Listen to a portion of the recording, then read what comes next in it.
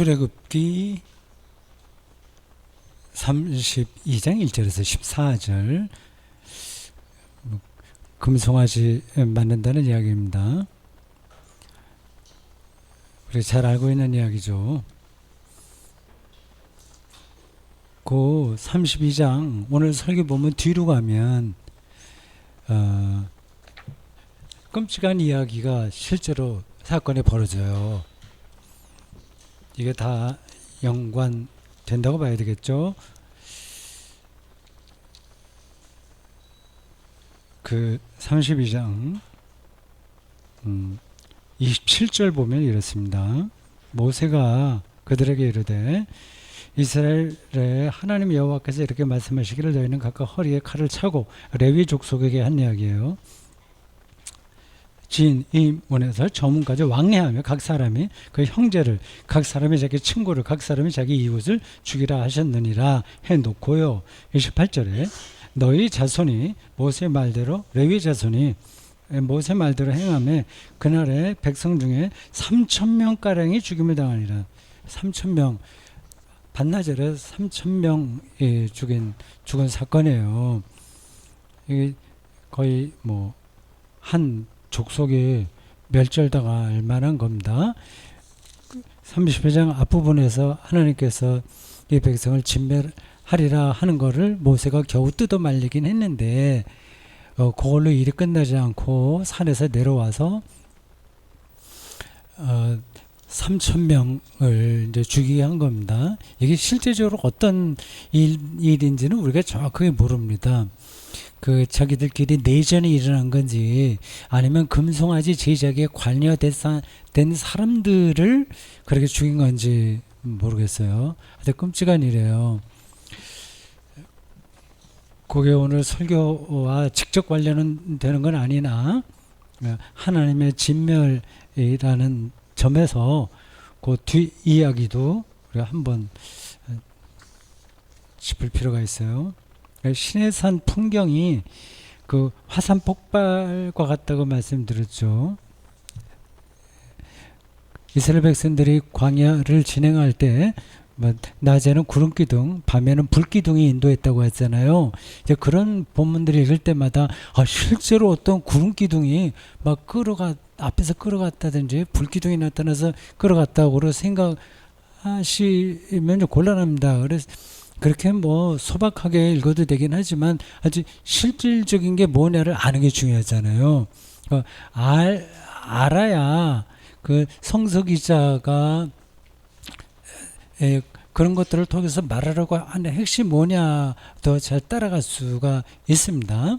구름기둥, 불기둥도 다 화산 폭발이라고 관계된 거예요. 그러니까 모세는 원래 그 미디안에서 40년 동안 산 사람이거든요. 아시죠? 40년은 이제 왕궁에서 왕자로 살았고, 이집트 왕자. 그리고 40살에서 80살까지는 미디안 광야에서 좀 시나이 반도 이런 데가 다 미디안 광야라고 할 수 있습니다. 사우디 아라비아까지요. 그 지역에서 그 목자로 살았는데 그 장인이 이드로라고 합니다. 그 이드로는 그 미디안 종교의 제사장이에요. 성경에는 그냥 제사장이라고 돼 있으니까 그럼 이스라엘 제사장인데 그래서 생각할 수 있거든요. 그렇지 않습니다. 그 광야 종교의 제사장 그 집에 대릴 사회로 한 40년 살았고요. 그리고 양들을 여기저기 키우면서 데리고 다니니까 그 지리에 대해서 빠삭하게 하는 거죠. 그러니까 화산 폭발, 그러니까 어떤 밤에는 이제 불처럼 보이고 낮에는 구름처럼 보이는 그걸 기점으로 해서 어느 길을 통과해야 이제 자기들을 추격하는 바로 군사들을 따돌릴 수 있고, 또 어느 곳에는 아말렉 누가 있고 블레셋 어느 쪽이 있고 그걸 피해서 이제 가야 되잖아요. 그런 데에서 이 모세가 아주 적격 인사입니다. 물론 영적으로 뛰어난 인물이긴 하지만 그 지리에 아주 밝았고 전투 능력도 있었고요. 이 모세의 후계자인 여호수아도 그 장군입니다. 전략가이고요. 그 시내산 표현이 그 우레, 번개, 빽빽한 구름, 납뱃소리 그런 걸로 표현되잖아요. 화산 폭발입니다. 그걸 고대인들은 하나님의 임재로 느낀 거예요. 그럼 뭐 성경에 나오는 하나님의 경험은 진짜가 아닌가? 그냥 자연 현상 그런 걸 보고 그걸 하나님으로 생각했다는 말인가? 그러면 뭐 믿을 만한 근거가 없는 거 아닌가? 그렇게 질문할 분들이 여기 안 계시죠? 대답을 하지 않아도 되겠죠. 그런 것들을 보는 거하고 이제 그걸 통해서 하나님의 통치를 느끼는 거하고 다른 거예요. 요즘 쑥부쟁이가 한창이잖아요. 제가 다른 글에도 썼죠. 특별한 꽃이에요. 구절초하고 쑥부쟁이가 똑같은 건가요? 다른 거죠? 구절초하고 고려 쑥부쟁이라고 하는데 그게 벌개미치라고 해요. 그 벌개미치 쑥부쟁이에 대해서 우리 대원단길 111번지에 사는 사람 중에 가장 잘 아는 사람이 문혜숙 씨라고요. 매 가을이 되면 늘 기다려. 벌금이치 안 보이네. 근데 보려면 나와서 살펴야 되잖아요. 살피지는 않고 그냥 눈에 안 들어온다. 자꾸만 그런 얘기를 해서 내가 저기 있다. 저기 보시라. 이렇게 얘기를 합니다. 내가 굉장히 그 꽃이 인상이 깊었나 봐요. 그래서 늘 이야기를 합니다. 다른 풀들은 시들어가는 시간이잖아요, 지금. 근데 그 녀석은 반짝반짝합니다, 더. 그런 것들을 보면서 누구나 다 어떤 걸 느낄 수 있잖아요. 생명의 신비로움, 어떤 존재가 확 드러나는 거, 예? 존재의 드러남, 이거 굉장히 중요합니다. 그거를 이제 우리 오늘 이제 김지혜 집사가 아기 낳았다고 하는데 그 자기 아기가 존재의 빛으로 보일 수 있는 거예요. 없던 애가 생긴 거거든. 존재하는 거거든. 이렇게 다른 사람 눈에는 똑같은 아이예요, 다. 그러나 자기 눈에는 완전히 차원이 다른 대상이 된단 말이에요. 그 숙부쟁이를 보더라도 여기에서 참 예쁘네, 어떻네, 생물학적으로 몇 가지 말을 할 수 있는 사람이 있고, 여기서 하나님의 통치 신비를 볼 수 있는 사람이 있습니다. 그런 차이가 있는 거죠. 그러니까 그 번개, 빽빽한 구름, 우레 그 자체가 중요한 게 아니라 그걸 직면해서 그 사람이 어떤 경험을 했느냐, 이게 중요한 거죠. 그래서 이사야 같은 사람들은 온 세상에 하나님의 영광이 가득했다고 했잖아요. 제가 설교할 때마다 여러 번 강조한 겁니다. 제가 평생 동안 설교자로 살았는데요. 옛날에는 젊었을 때는 그냥 정보로 얘기해요. 신학적인 정보로 내가 들은 걸로 그렇게 말을 해요. 근데 점점 시간이 지나면서 정보가 아니라 이제 깨우침으로 확 와닿게 되는 거죠.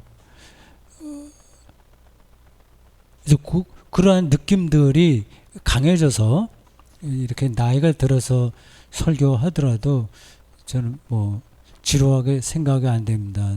새롭다고 생각이 돼서 이걸 어떻게 더 잘 전할까, 그런 간절함, 그 열망, 그런 것들이 있어요. 이런 경험들을 성서기자들은 그러니까 종교적으로 천재예요. 뛰어난 사람들이에요.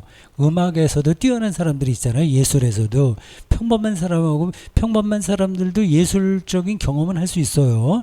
그러나 그거를 창조는 못 하거든요. 성서기자들은 그걸 하는 사람들이었어요. 온 세상에 가득한 영광, 그게 뭐냐 하는 거죠.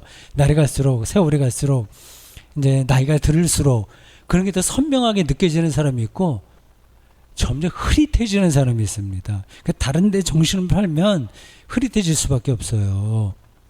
이게 정확한 예인지 모르겠지만 나이가 들수록 자기 자식에게만 집중하는 거, 이게 흐려지는 겁니다.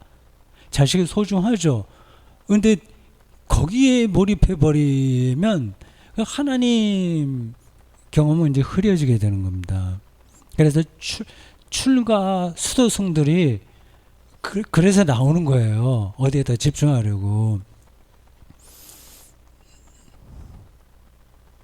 이게 더 나가서 더 진도가 나가서 죽음마저도 하나님의 영광까지 경험돼야 되는 거지. 이게 정답인데 아직까지 저는 거기까지 이르지는 못했어요. 그게 답이라는 건 알지. 아주 친한 거, 하나님의 존재가 드러나는 순간, 그걸 죽음으로 우리가 받아들여야죠. 거기까지 가는 겁니다. 성서 기자들은 거기까지 갔어요. 근데 이러한 일들이 여러분 다 아시겠지만 그냥은 안 돼. 이게 그냥은 안 돼요. 수행이 필요한 거예요. 그래서 우리가 예배 드리는 거지. 기도하고. 처음에는 뭣도 모르고 뭐 어스틴 기도문 따라서 읽고 뭐 카라너 기도에 대해서 책 읽고 뭐 두루두루 뭐 예배 드리고 기도문 읽고 처음에는 뭣도 모르고 은혜 따라서 읽고 외우다가 어느 순간에 그게 환한 빛으로 들어오게 됩니다. 그걸 젊었을 때 해야 돼요. 제가 이제 아쉬운 게 이제 신학교 다닐 때 그런 경험들을 진작에 했다면 그 시간들이 얼마나 더 알찼을까 하는 생각이에요. 제가 신학대학 그 20살에 신학대학 그 서울신학대학 들어왔어요. 20살 때 그때 한창 예민할 때 뭐 사춘기는 좀 지났지만 근데 많은 걸 받아들일 수 있을 때 그 신학 교수들이 그 하나님의 존재 와 에스카톨로지 종말과 무로부터의 창조와 칭의의 칼빈식으로 얘기하면 정가된 의와 이게 실질적인 의는 아니나 그 법적인 의라고 하는 사실 이거 뭐 그런 두루두루 그런 기독교가 말하는 근원에 대해서 조금 맛보게 해줬으면 그러면 이제 스스로 알고서 찾아가는 거죠, 길을. 근데 전혀 제 기억에는 그런 영향을 준 교수들이 없었어요.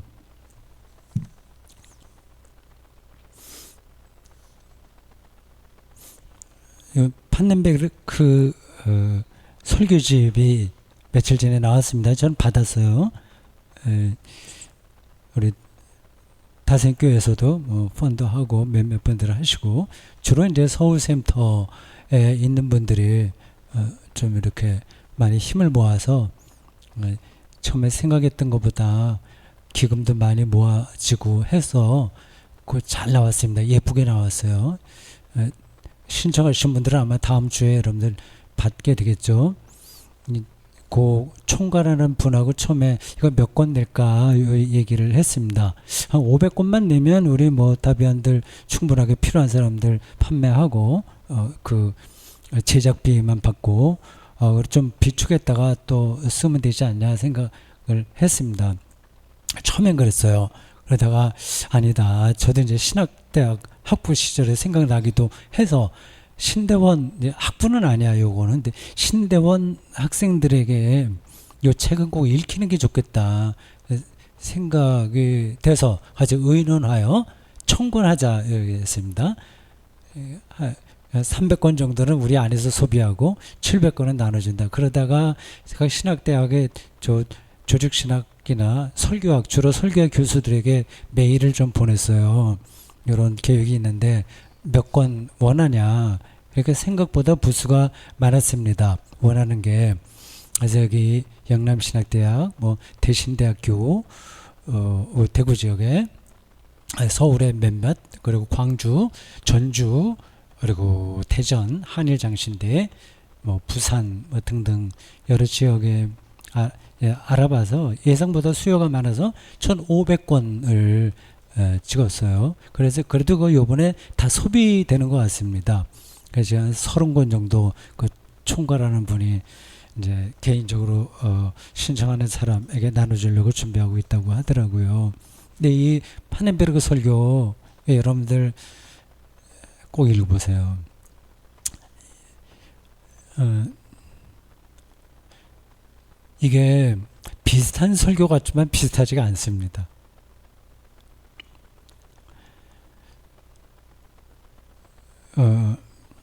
그 설교 첫 설교가 아브라함의 하나님 경험인가 흑암인가 뭐 그런 거였는데 그 제 아내가 그 책 온 거 제가 어저께 줬거든요. 그런데 그 첫 번 설교를 읽고 이렇게 그 잡소리 하나도 없이 깔끔한 꼭 필요한 내용으로 채워진 설교 문이라 하는 게 놀라웠다고 해요. 그러니까 피아니스트 대가가 연주하는데 잡소리 안 내고 사람 듣는 사람도 의식하지 않고 그 악보에 자기가 온통 뛰어들어서 이렇게 연주하는 거 있지 않습니까? 그런 느낌이었다고 해요. 표현을 나보다 더 잘했습니다. 그건 이제 짧은 설교인데 그 뒤에 이제 긴 설교도 있고 읽어보시기 바라고요. 젊었을 때 내가 이제 그런 걸 접했다면 지난 세월 훨씬 더 밀도 있게 삶도 살고 신학의 길도 더 갔을 텐데 그런 생각이 듭니다. 그러니까 화산 폭발 그 하나님의 임재 요 관계가 뭐냐 하는 것들을 그 신학교 다닐 때 그걸 파악할 수 있어야 되거든요. 하나님 경험이 뭐냐라고 하는 거를 실질적으로 이해해야 되는 거거든요. 근데 우리 시대에는 그런 게 없었어요. 그냥 신학생들도 뭐 산 기도원에 가서 기도하고 뭐 이제 막 무릎 꿇고서 몇 시간씩 뭐 그런 게 하나님 경험 모든 것인 줄 알고 있었습니다. 그리고 가슴 뜨거워지고 뭐 그런 거는 뭐 하나님 경험 없어도 얼마든지 가슴 뜨거워지거든요.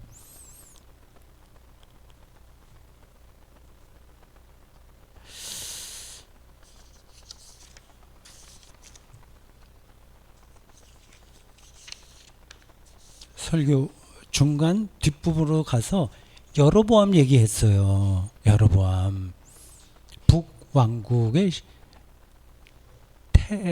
시작한 사람이에요. 여로보암 남왕국의 남유다의 장군이었어요.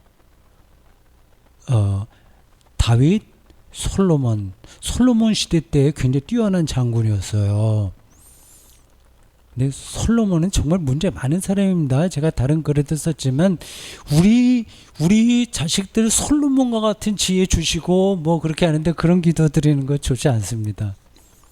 예? 솔로몬은 요즘식으로 얘기해서 그 금수저를 입에 물고 태어난 사람이긴 한데 완전히 망한 사람이에요. 사실은. 예. 그 일천번제 있잖아요. 그것부터 잘못된 겁니다. 제가 좀 삐딱하게 성경을 봐서 그런지 모르지만 일천번제에 소를 이제 1000마리 바치는 건데 그 장소가 어딘지 아시죠? 거기 가나안의 산당이에요. 그 지역의 토착 종교를 섬기던 곳에서 그 솔로몬이 그 일을 한 겁니다. 그러니까 우리로 말하자면 무당집에 가서 무당 있는 데 가서 예배 드리는 거하고 비슷한 거거든요. 그리고 소 1000마리를 한다는 게 말이 돼요? 국민들 다 어렵게 사는데. 물론 이제 거기서 지혜가 뭐 명예도 구하지 않고 아무것도 구하지 않고 지혜를 구했다. 얼마나 솔로몬이 귀하냐고 얘기하는데 뭐 다른 건 다 있으니까 구할 것도 없어요. 그리고 나중에 갈수록 아주 퇴락하죠. 그 사람. 그래서 성경에 보면 솔로몬은 자기 살아있을 때 망해야 될 사람입니다. 다만 너의 아버지 다윗을 보고 너를 살려둔다. 이렇게 성경에 나와요. 그래서 솔로몬의 아들들에 이르러서 결국 나라가 분단되죠. 그러니까 우리가 성경 읽을 때 겉으로 드러난 거하고 속 내용하고 그걸 조금 전문적으로 구분해서 보는 게 좋습니다. 그 솔로몬 시대 때의 뛰어난 장군이 여로보암이었어요. 그래서 아들이 왕위를 물려받은 다음에 이제는 솔로몬처럼 정치하지 말고 좀 덕을 베푸는 정치를 해 주십시오. 그렇게 많은 사람들이 원했거든요. 그 듣지 않았습니다. 그 여로보암이요. 여로보암은 어디 이제 어디론가 그 박해를 떠나서 떠나는 거 망명 어디 떠나가 있다가 한참 후에 돌아왔어요. 그래서 다시 이제 르호보암한테 얘기했다가 정치 좀 바르게 해주십시오 했다가 말 안 들어서 이제 나머지 10부족 10지파를 데리고 이제 나라를 이제 나눈 거죠. 근데 성서 기자들은 여로보암을 북왕국 남왕국에 있는 수십 명의 왕들 중에서 가장 나쁜 왕으로 말합니다. 근데 실제로 나빴는지 안 나빴는지는 우리가 잘 몰라요. 성경도 역사잖아요. 그 역사는 누가 기록합니까? 승리한 사람이 기록하는 겁니다. 그러니까 다윗 왕조가 승리한 거예요. 북이스라엘은 8세기 초에 없어지고요. 이제 남유다 왕조인 다윗, 솔로몬, 르호보암 쭉 내려오는 이게 그리고 예루살렘이 거기 있으니까 그 지역이요.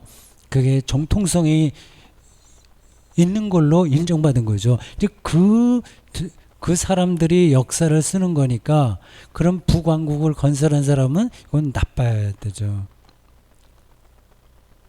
우리나라 한반도도 만약에 모르겠어요. 이거 그냥 상상으로 남한이 먼저 빨리 망하고 무슨 일이든지 북한이 더 오래 있다면 역사를 자기들 중심으로 쓰겠죠.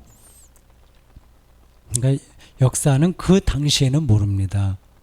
지나가야 알게 되는데 그래서 그 승리한 사람의 눈으로 볼 때에 다윗 왕조 중심이잖아요. 볼 때 여로보암은 가장 악해요. 그냥 악한 하나의 단적인 예로 금송아지를 만든 겁니다. 그래 베델과 단에 각각 세워놨어요. 저기 북쪽에 있는 사람들, 그 북쪽은 사마리아 지역입니다. 그쪽에 있는 사람들이 그 어떤 절기를 맞아서 남쪽 예루살렘을 성지 순례한다면 이 단합이 잘 안 되잖아요. 못 가게 하려고 그 금송아지를 만듭니다.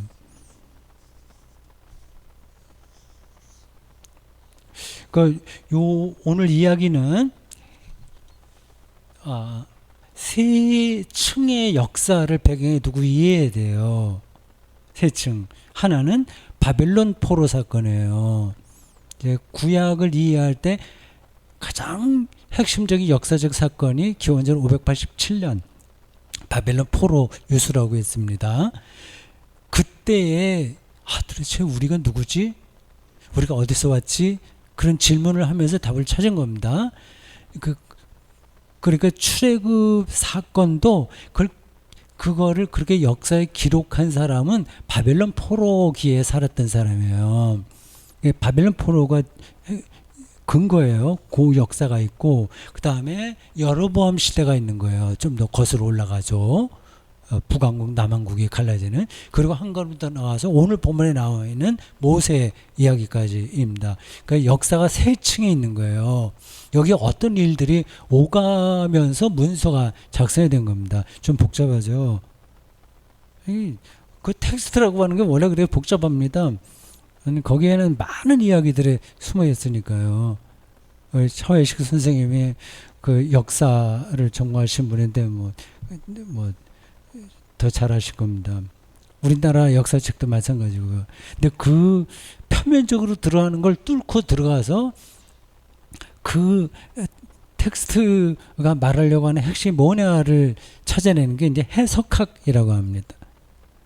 근데 그게 저절로 되나 그게?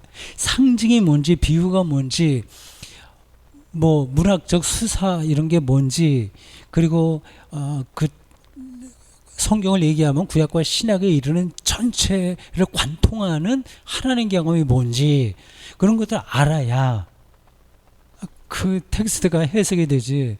그렇지 않고 어떻게 그게 해석이 되겠습니까?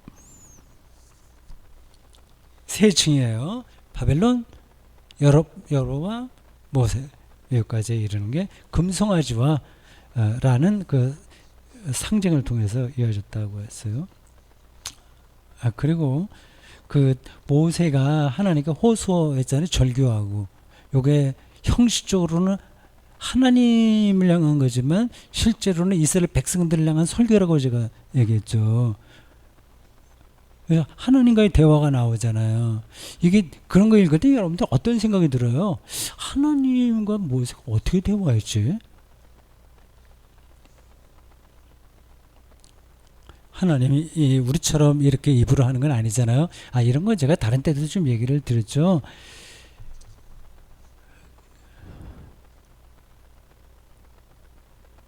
그 글을 쓴 사람의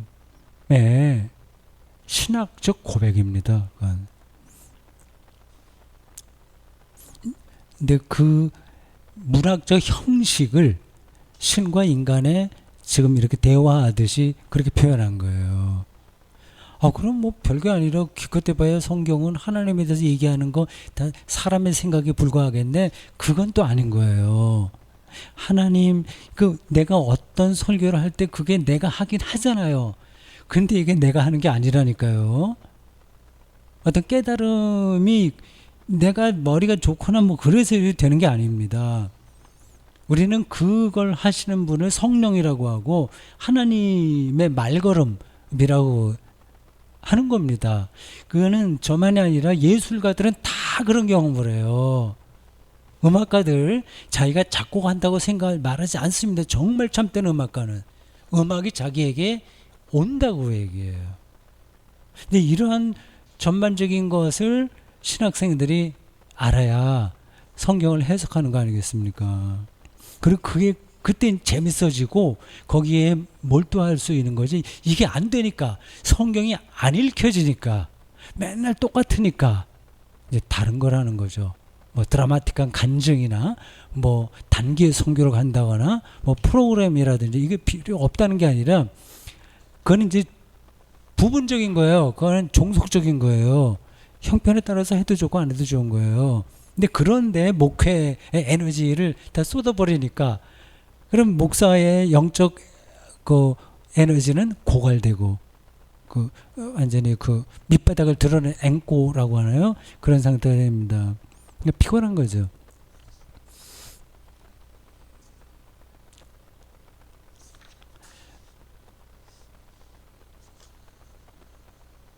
오늘 조금 늦게 시작했는데 30분 됐나요? 네, 됐나요?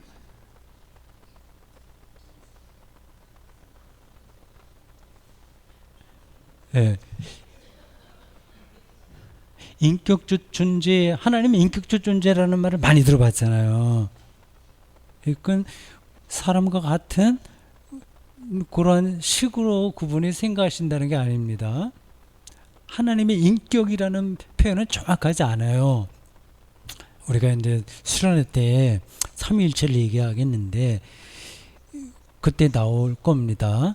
하나님의 위격이라고 해야지 맞아요. 하나님다움이 하나님의 인격인 겁니다. 다른 언어가 정확하지 않아서 그냥 인격이라고 붙이지 어떻게 하나님이 인간처럼 똑같이 생각을 하겠습니까? 하나님 방식으로 우리에게 말을 걸고 우리의 말에 경청하신다는 뜻으로 하나님의 인격성 얘기하는 겁니다.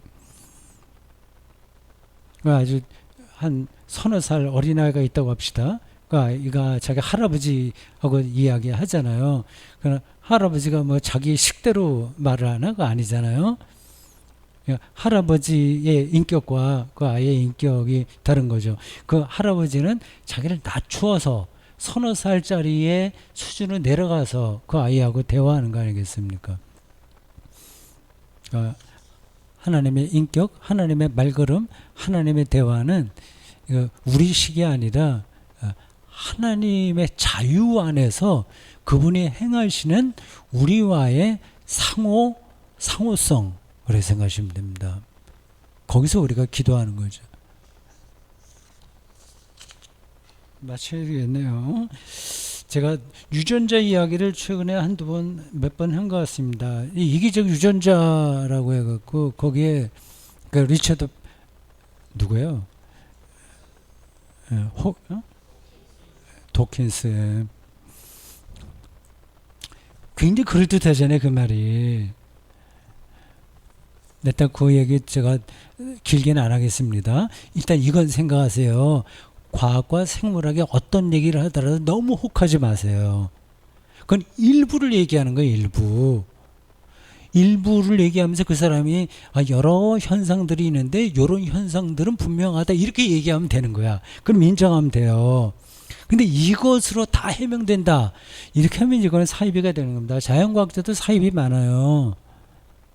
이 이기적 유전자가 더 그 진화의 핵심이라고 하는 거 아니겠습니까? 그게 아니라 유기체가 더 상부 구조다 이렇게 하는 학자들도 많아요.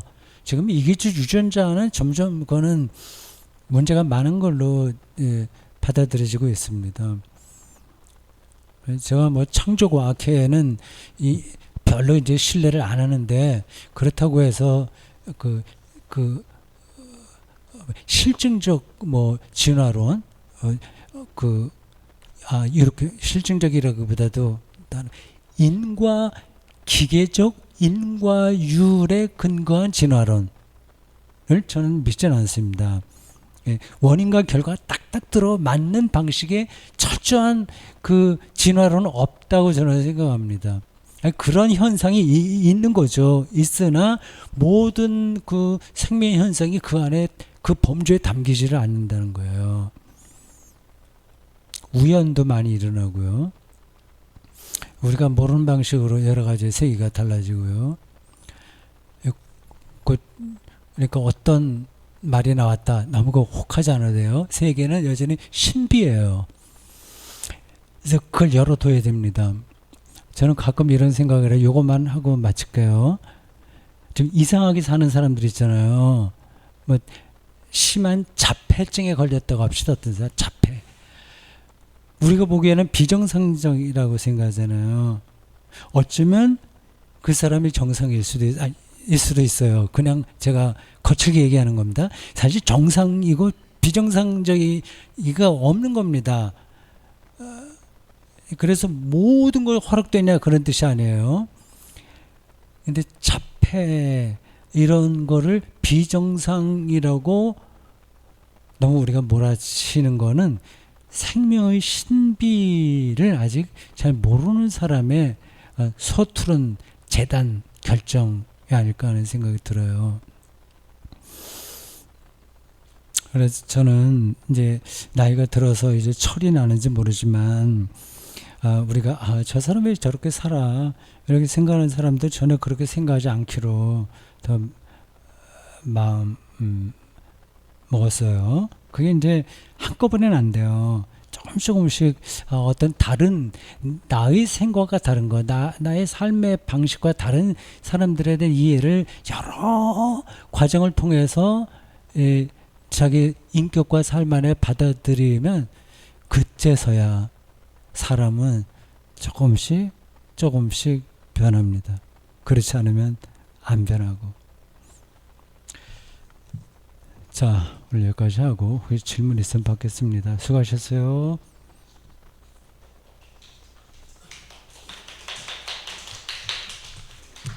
질문이